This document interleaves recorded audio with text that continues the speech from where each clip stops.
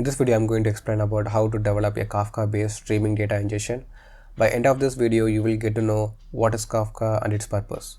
Not only Kafka, if you see the architecture of this flow, I have included mostly the open source tools to do this process, which means you don't have to depend on any sort of cloud tech tools to do this. Before start this video, let me explain about the architecture of this streaming data ingestion. This framework required data source which is supposed to stream the data continuously. Initially, I felt difficult for finding a streaming source. It's a tough process for me. First, I relied with the open source APIs. Later, I found out it was a bit expensive. Main idea of this framework is to build everything in an open source way. So I wrote a streaming data simulation program in Python, which will act as a source. So now we have a source ready. Next, we need to get into Kafka. First one, we need Kafka producer, and second one is consumer. So the Kafka producer will generate the data and the Kafka consumer will consume it. After this, we have Spark streaming to do some transformation. Once the transformation is done, we have a Cassandra DB as a sink. So this is the architecture of the framework. First, we have data source simulation, and second, the Kafka producer and consumer.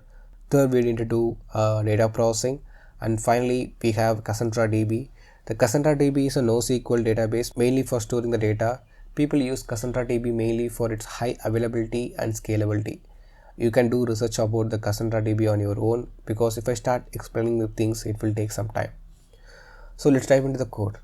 So look at this, we have Kafka producer code here. To simulating the streaming data, I have created a function called generate telemetry, and then I call this function in a while loop, so it will continuously generate the data for the columns such as temperature, time, speed, fuel. If you notice the while loop, I attached producer.send, which will send the data to the Kafka clusters once we start the producer. So in Kafka, if you want to operate anything, you need to create a topic. I have already created the Kafka topic for this project, which is called telemetry data. Now we are sending this data to the topic.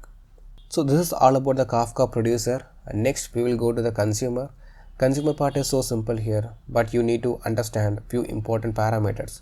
So let me explain this to you. If you see the consumer object here, I have passed the topic name which I already created, and then my server which is a default local host. Apart from this, the one important thing here is auto offset reset. In this parameter, I have passed one value which is called earliest, which means when you generating the data using producer, by default the consumer will consume the latest generated data. It will miss the data which you generated at first.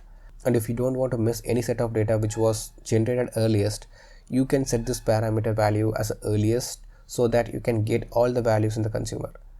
So these are the important things which you need to understand in the Kafka side. Let's move to the next step, which is Spark streaming. And if you see the Spark streaming code, I have declared all the necessary modules. And for accessing the Cassandra, you need to have Python wrapper, which is called Cassandra cluster. I wrote the schema structure and read stream code to read the streaming data from the Kafka producer, and format which Kafka producer will create is a JSON data. So for parsing the JSON data without any errors, I have used select expression from PySpark and then declared JSON. So it will read the JSON data without any parsing errors. After this, I wrote the code in PySpark which will flatten the JSON data, and it will bring you more structured data to store in a structured format in Cassandra. Following this, I have added one more column here to store the current timestamp, and then I applied few filters to eliminate the null records. So these transformations here are optional. If you want to keep this transformation in your code, you can keep it or you can ignore it. Next step, we are writing the process data into the sync Cassandra DB. Inserting into Cassandra DB is very simple. You can write the insert command from SQL and specify the columns and values respectively. It will do the job. But here, moreover, you need to know how efficiently you can insert the streaming data. So in this following code, what I have did is I'm creating the multiple Cassandra connections and data partitions. Once the partitions are created, the async function here, it will write all the rows into partition continuously, and we are inserting this partition into Cassandra DB. So this will happen multiple times until the data is getting stopped. So we are achieving here using for each partition. It will create multiple partitions parallelly so that you can align more data into the partitions. Once the partitions are ready, you can write the data into Cassandra DB. So this is how I'm managing the workload. This is one of the fastest way I found to load the data into the Cassandra DB. So this is the framework which I developed. Now I will show you how I modularize the code.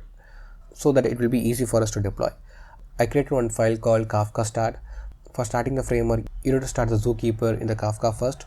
So I used a subprocess function here and attached my zookeeper file path here. So once the zookeeper is started, we need to start Kafka server and Kafka producer.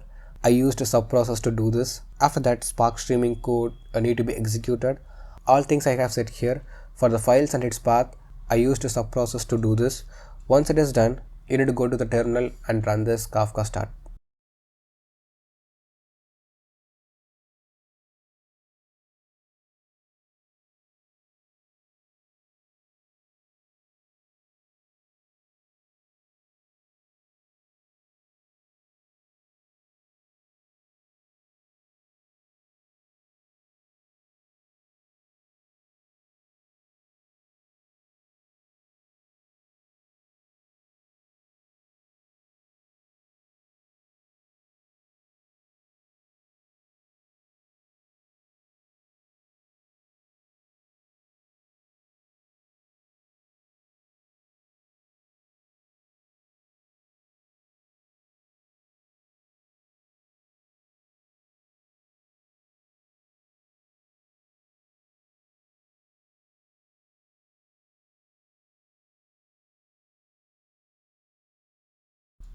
Now it will start the things which are required to start.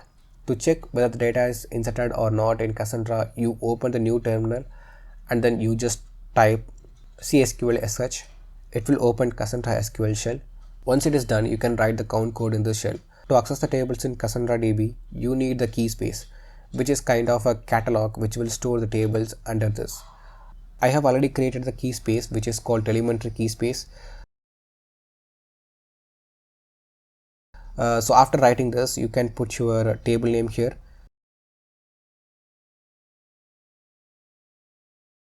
And now you can see it is giving the count. Every time you run this count code, it is getting more data. So seems like our framework is working fine. So that's all about this video. I think you will get some understanding about how things will work in Kafka. This is a baseline. You can improvise things by using this baseline idea. And to know how I build this, I have already connected this with Git. So you can go to my GitHub and then you can check my commit history. By checking each and every commit history of mine, you will get to know how I developed these things and how I improvised the optimizations into this code. Okay, so I'm parallelly working on exploring more open source tools in data engineering. So that's all about this video. And if you want to check those things, subscribe to this channel. See you on the next one.